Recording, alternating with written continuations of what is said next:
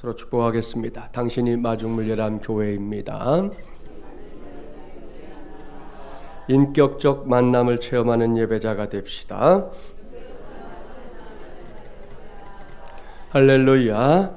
오늘은 이제 16차 특세 7번째 시간입니다. 오늘은 영으로 진리로 드리는 예배라는 제목으로 하나님의 말씀을 전하도록 하겠습니다.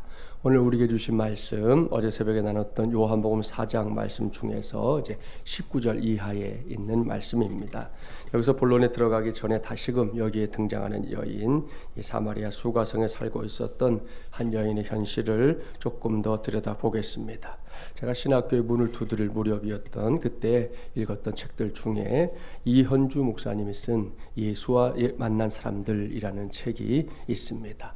이 책 안에는 책의 제목 그대로 성경 속에 등장하는 예수님을 만난 사람들에 관한 스토리가 다양한 관점에서 이렇게 수록되어 있는데요. 그 중에서 이 수가성 여인에 관한 글 일부만 읽어보겠습니다. 세상이 나를 개로 여기면 나 또한 세상을 개로 여기면 그만이다. 처음에는 원망도 했고 멍에처럼 씌워진 운명의 굴레에서 벗어나 보려고 발버둥도 쳐봤지만 그럴수록 더 큰 좌절과 환멸을 맛볼 따름이었다. 나는 여자다. 사람 죽에도 끼이지 못하는 여자다. 그것도 사마리아 여자다. 여자란 이방인과 죄인들이 서 있는 줄 끝에 초라하게 매달려 있는 존재다. 나의 아버지이기도 한 남자는 만족할 만큼 돈을 지불할 수 있는 다른 남자에게 나를 팔았다. 나는 그의 재산이 되었다. 밤이면 그의 정욕을 받는 쓰레받기가 되었고 낮이면 힘줄이 늘어날 만큼 일을 해야 했다. 남자와 여자의 사랑이란 나에게 있어서만큼은 허위에 찬 선전일 뿐이었다. 그런 것은 옛날 이야기에나 나오는 것이었고 나의 현실에서는 꿈조차 꿔볼 수 없는 것이었다. 나를 맨 처음 소유했던 남자는 마침내 나에게서 실증을 느꼈다. 사랑하지 않는 여자한테서 도대체 무슨 매력이 풍겨나겠는가. 그래서 그는 나를 내보냈다. 아무나 이 여자를 소유해도 좋다는 쪽지인 이혼장을 한 장 붙여서 나는 다시 다른 남자의 소유물이 되었다. 남자의 소유물이 되지 않고는 여자 혼자서 살 수 없는 세상이었다. 이렇게 해서 나는 실증난 남자들에 의하여 이리저리 굴러다녔다. 지금 함께 살고 있는 남자는 6번째 남자다. 이렇듯 눈먼 짐승처럼 꿈틀거리며 타고난 본능에 따라 살아간다. 하지만 나에게도 참된 사랑에 대한 갈증이 있었다. 애써 그것을 숨기고 억압했지만 그러나 어쨌든 나도 사람이었다. 그런 글입니다. 사랑하는 새벽사 여러분, 다분히 적나라한 글이지요. 그리고 이 글이 수가성 여인에 관한 모든 것은 결코 아닙니다. 하지만 나름대로 이 여인의 현실을 한번 이렇게 생각해 볼 수 있는, 이해해 볼 수 있는 내용들이 담겨 있는 것도 사실입니다. 그야말로 세상에서 버림받고 가진 상처와 고통에 찌들어 살아가던 여인 아닙니까? 고백하고 있지만 따뜻한 사랑이 뭔지 제대로 느껴보지도 못한 채 그저 험악한 세월을 살았던 여인이었습니다. 이 여인이 이런 사람이라는 걸 수가성 사람들은 또 다 알고 있어요.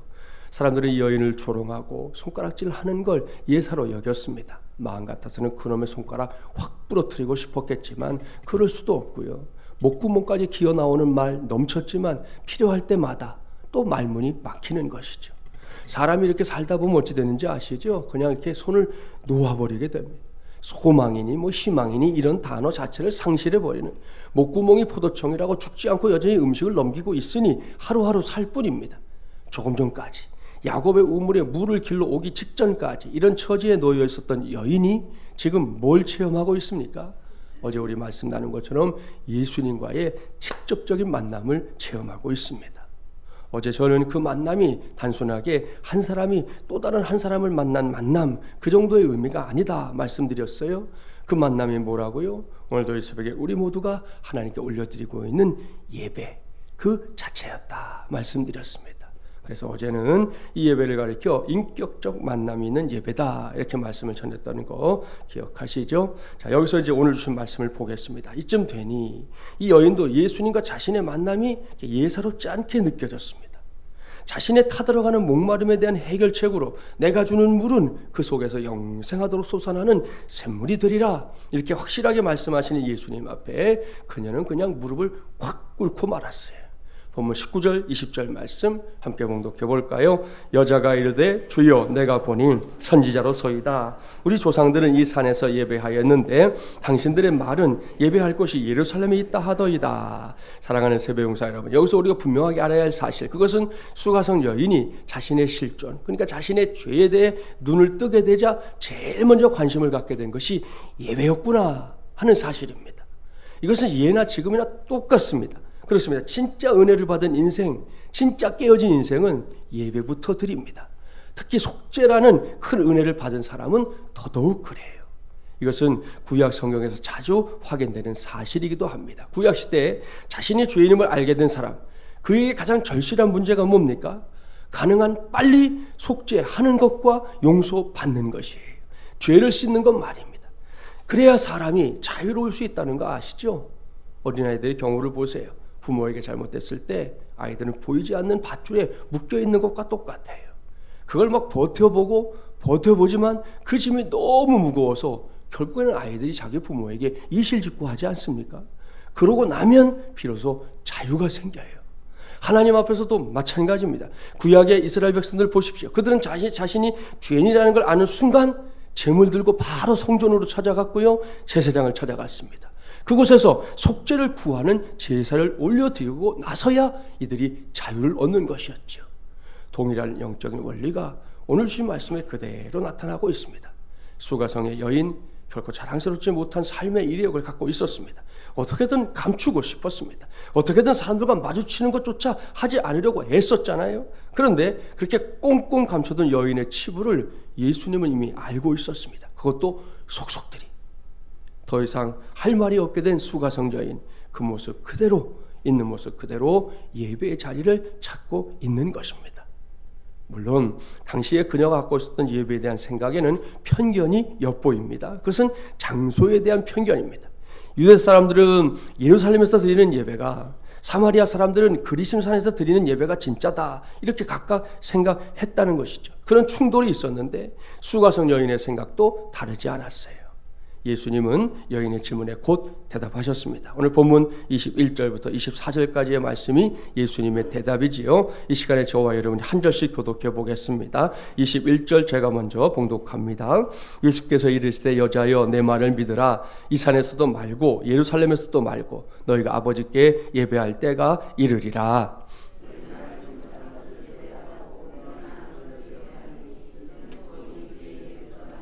아버지께 참되게 예배하는 자들은 영과 진리로 예배할 때가 오나니 곧 이때라. 아버지께서는 자기에게 이렇게 예배하는 자들을 찾으시느니라. 하나님은 영이시니 예배하는 자가 영과 진리로 예배할지니라. 아멘. 할렐루야. 이것이 예배에 대한 예수님의 직접적인 가르침입니다. 오늘 이 말씀을 이제 뒤에서부터 해석해 보려고 하는데요. 보면 24절 말씀, 잘 아는 말씀이죠. 하나님은 영이시니 예배하는 자가 영과 진리로 예배할지니라. 이 말씀 말입니다. 이 말씀 때문에 오늘 전하는 말씀의 제목을 영으로 진리로 드리는 예배, 이렇게 정한 건데요. 이 말씀을 토대로 이제 나머지 말씀을 해석해 보도록 하겠습니다. 먼저 영으로 그랬잖아요.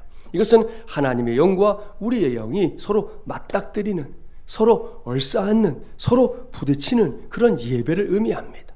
이것이 예배와 관련해서 예수님께서 수가성 여인에게 가장 먼저 가르쳐 주려고 했던 사실입니다. 여러분 다 아시죠? 사람과 사람도 일단은 만나야 일이 일어납니다. 뭐 죽이 될지 밥이 될지 그 결과는 몰라도 일단은 만나야 한다는 거예요. 서로 멀리 떨어져 있어서는, 그래 가지고서는 사람과 사람 사이에서 아무런 일도 일어나지 않습니다. 서로 무관심한 대상이 될 뿐이에요. 성도들도 마찬가지예요. 여러분 이렇게 보시면 서로 반가워하고 서로 만나는 걸 기뻐해야 거기서 뭐가 돼도 되는 것이지, 그저 누가 왔나? 저라고 나하고 별로 뭐 얘기해 본 적도 없는데, 내가 뭐 가서 먼저 인사할 거 있나? 지도 안 하는데. 여러분 뭐 이런 마음 가지고 있어가지고서는 거기서 아무런 일도 일어나지 않는 거죠. 그러니까 젊은이들 하는 말 중에 장거리 연애가 어렵다 그러잖아요. 맞아요. 장거리 연애는 어려워요. 딱 두 가지 결과밖에 없다니까요. 제가 우리 교회에 있는 어느 친구한테도 얘기해 줬어요. 야, 이건 두 개밖에 없어. 빨리 결혼하든지 헤어지든지. 그거 외엔 다른 길이 없어. 얘기해 줬어요. 본인도 수긍하더라고. 그런 거예요. 이것은 하나님과 우리 사이에서도 동일하게 일어나는 사건이에요. 예배는 이 시간처럼, 하나님을 예배하는 이 시간처럼 무조건, 그러니까 다른 이유, 뭐 다른 설명 다 필요 없습니다. 무조건 하나님의 영과 나의 영이 서로 맞닥뜨리는 시간, 그것이라는 걸 꼭 기억하기 바랍니다. 그렇습니다. 서로 얼싸안는 거예요. 서로 부딪히는 거예요. 믿습니까? 할렐루야. 그렇습니다. 저는 이 시간이 하나님과 저 그리고 하나님과 여러분 사이에서 서로가 서로에게 매우 각별한 관계가 확인되는 그런 시간이 되기를 주님의 이름으로 축복합니다. 그러려면 결코 맨송맨송하게 앉아있으면 안 되죠. 기도가 됐든 찬양이 됐든 말씀이 됐든 하나하나에 제발 집중하세요. 상투적으로 습관적으로 내가 뭐 어려서부터 신앙생활 수십 년 했는데 그런 습관적인 것 말고 도살장에 끌려온 양의 심정으로 그렇게 앉아있지 마십시오. 하나님께 초점을 맞춰야 됩니다. 영적인 눈 크게 뜨고 하나님께 몰입해보란 말입니다. 그러면 나의 영이 우리의 영이 하나님의 영을 만나는 놀라운 역사가 바로 우리가 앉아있는 이 자리에서 일어나게 될 줄 믿습니다. 그 믿음으로 당부합니다. 제16차 특세의 7째 시간인 오늘 이 시간에 하나님을 만나는 체험을 하지 않고는 이 자리를 결코 떠나지 않겠다 마음먹는 저와 여러분이 되기를 간절히 바랍니다. 자, 그 바람을 전제로 본문 21절 말씀을 보세요. 앞서 유대인들은 예루살렘에서 예배해야 한다 이렇게 주장했고요. 사마리아인들은 그리심산에서 예배해야 한다 이렇게 주장한다 그랬지요. 이에 대한 예수님의 대답을 보시오. 예수님은 이 산에서도 말고 예루살렘에서도 말고 이렇게 말씀하십니다. 이것은 더 이상 장소에 구애받지 않는 예배의 시대가 열린다 그런 말씀입니다. 옳습니다. 영이신 하나님과 죄인인 내가 맞닥뜨리는 예배는 그곳이 어디든 장소를 초월한 예배인 줄 믿습니다. 왠지 아시죠? 예배 자체가 천상에 속한 일이기 때문이에요. 우리가 이 땅에서 산다고 해서 이 땅의 일이 아니라는 거죠. 예배는 천상에 속하는 일인 줄 믿습니다. 그럼에도 불구하고 우리가 여전히 여러 모양으로 나약하기 때문에 보다 제대로 된 예배 드리기를 훈련하고 보다 성령 충만한 예배자들을 세우기 위해 이렇게 내가 속한 예배당이 존재하는 것뿐이에요. 따라서 이러한 예배 생활을 토대로 하고 있는 우리가 이 세상에서 예배하지 못할 장소란 더 이상 없습니다. 경기도 화성 아시죠? 예전에 그 한동안 저희 어렸을 때인데 연쇄살인 사건 때문에 아주 유명해진 그런 곳인데 최근에 한번 가보니까 무슨 도시평가에서 1위를 받은 지가 벌써 몇 년 됐다 하고 아주 크게 광고하는 그런 도시가 됐더라고요. 아무튼 그곳에 있는 한 교회를 소개합니다. 자, 이 사진 어떻습니까? 평범한 교회의 사진은 아닌 것 같죠? 뒤에 예배당처럼 보이는 게 보여요. 그렇죠? 근데 앞에 보이는 건물이 좀 신경이 쓰여요. 아무리 봐도 교회인 것 같은가요? 아닌 것 같은가요? 아닌 것 같잖아요. 그런데 또 그 앞에 뭐가 서 있어요? 또 십자가는 또 서 있어. 이 앞에 이 사진에서 앞에 나오는 건물이 뭐냐? 다음 보면 약천사라고 하는 절이었습니다. 절. 그런데 운영이 잘 되지 않아서 경매에 나오게 됐고요. 이 절을 중국 선교사 출신인 김창룡 목사님이 입찰해서 낙찰을 받았고 그 후에 절을 교회로 리모델링해서 사용하게 됐습니다. 이 교회 이름이 뭐냐? 이름도 재밌어요. 하나님이 디자인하신 교회. 우리 교회도 교회 이름 길다고 딴 사람들 그러던데 괜찮아요. 저런 교회도 있는데 노예 가서 마중물 예람교회 하니까 처음에 갔더니 좀 줄이면 안 됩니까? 이렇게 길게 이름을 갖고 오냐고 그러더라고요. 여긴 또 하잖아요. 하나님이 디자인하신 교회. 화성은 오래전부터 무속신앙이 깊이 자리 잡고 있는 지역입니다. 사람들이 절이 경매로 넘어가자 땅이 저주를 받았다 이렇게 생각했기 때문에 처음에는 약천사가 교회로 바뀌는 것에 대해서 주민들의 거센 반발이 있었어요. 근데 목사님이 이제 40일 금식 기도까지 하면서 교회를 리모델링 했는데요. 그 와중에 낫을 들고 찾아와서 위협하는 주민들도 있었다고 그래요. 목사님 오히려 그들을 위해 중보기도 했고 각종 신상을 모셨던 이곳이 주님을 예배하는 교회로 바뀌기를 더욱 간절히 기도했습니다. 그뿐이 아닙니다. 연꽃을 띄었더니 연못, 그 연못은 아이들을 위한 수영장으로 바꿨고요. 주민들이 생산한 농산물을 대신 팔아주며 직접적인 도움을 위한 실천도 아끼지 않았습니다. 그 일환으로 주민을 위한 도로 건설을 위해서 교회 부지의 상당 부분도 무상으로 내주었어요.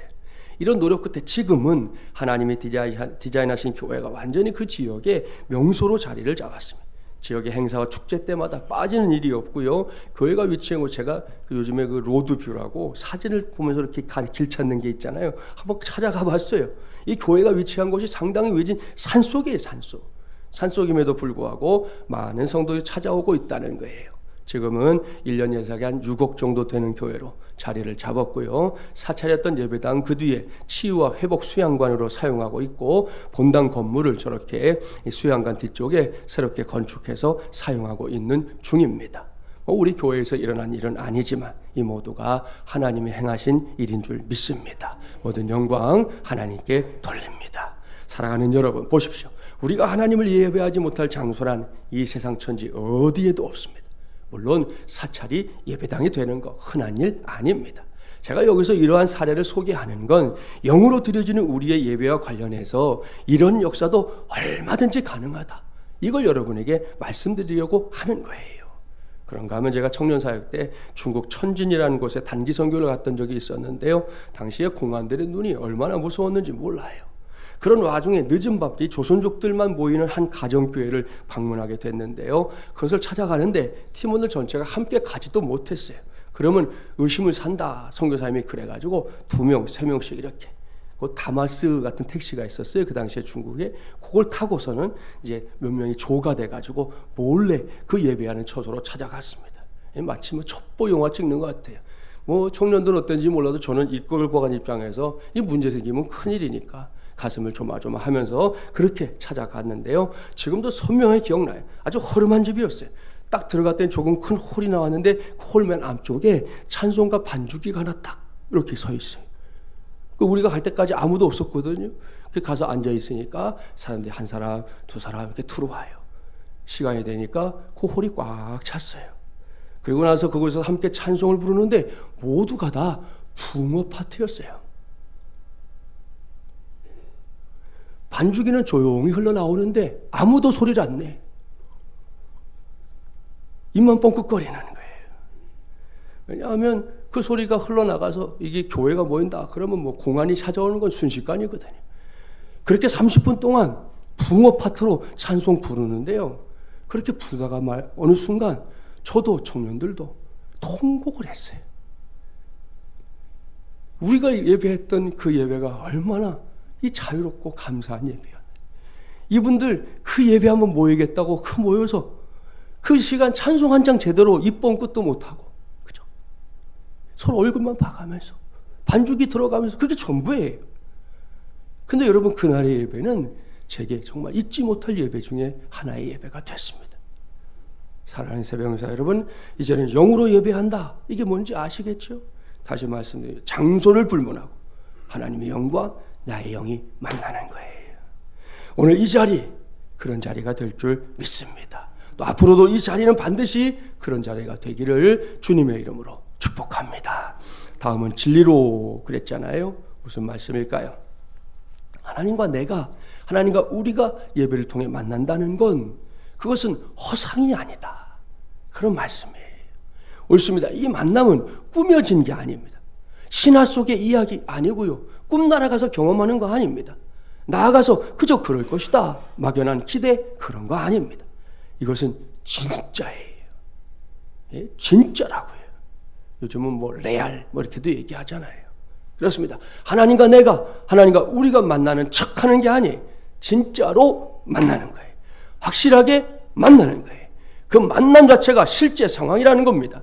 그래서 우리가 예배하는 현장에서는 항상 진리가 확증된다. 바로 이것입니다. 할렐루야. 제가 지난 주일 칼럼에 소개한 한 성도가 있어요.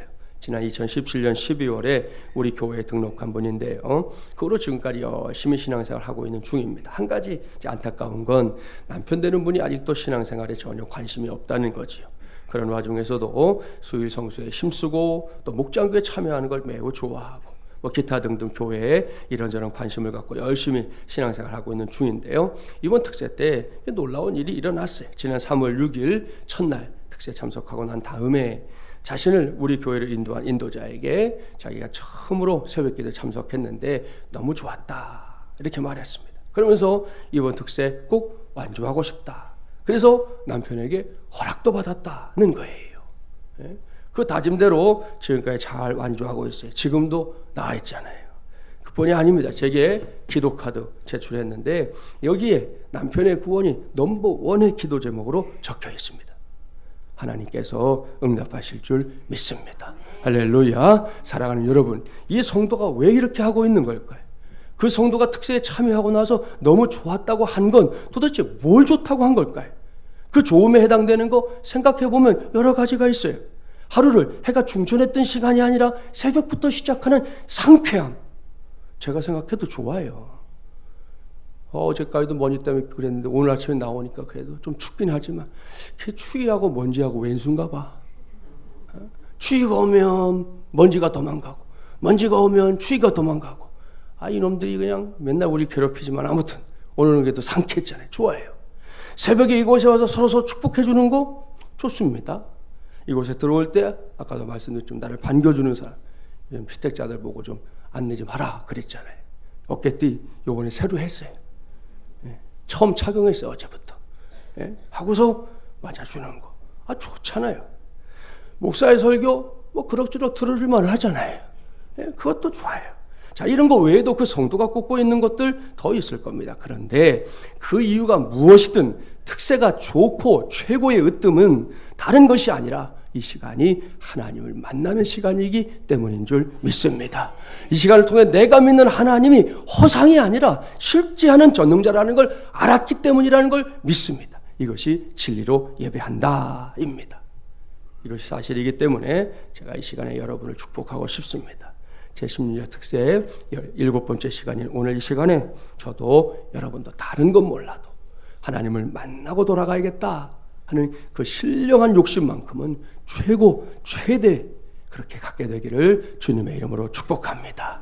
다른 욕심은 우리를 망가뜨린 욕심이지만 이 욕심은 차고 넘쳐서 저 하늘 보좌에까지 상달되기를 주님의 이름으로 축복합니다. 말씀을 마무리합니다. 수가성 여인 그녀의 예배는 인격적 만남이 있는 예배였고요, 영으로 진리로 드리는 예배였습니다. 이것은 그녀가 대단한 신분을 가졌기 때문이 아닙니다. 도리어 그녀는 스스로 죄인임을 알고 있었던 사람이었어요. 그것이 하나님을 찾고 하나님을 부르짖는 이유가 됐습니다.